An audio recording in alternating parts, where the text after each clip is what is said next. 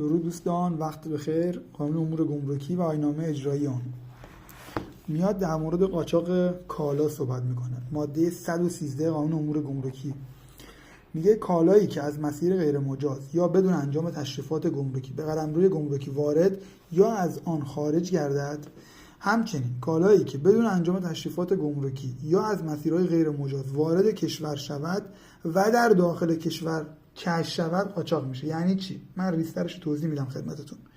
کالایی که از مسیر غیر مجاز به قلمروی گمرکی کشور وارد میشه قاچاق محسوب میشه.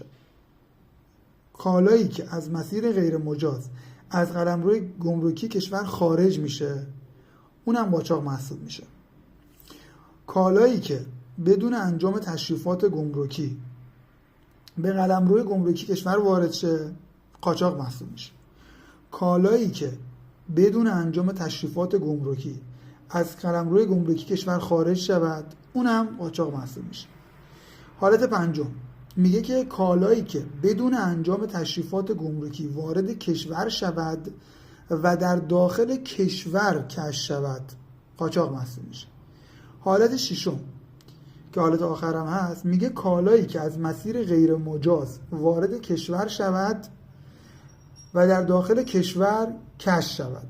این 6 تا موردی که گفت مشمول قاچاق میشه، ولی یکی دو تا دیگه شرط هم داره که اجماع این شرط ها با هم دیگه قاچاق محسوب میشه. اگه شما بتونی یکی از این شرط ها رو کنسل کنین کالای شما رو قاچاق نمی کنن.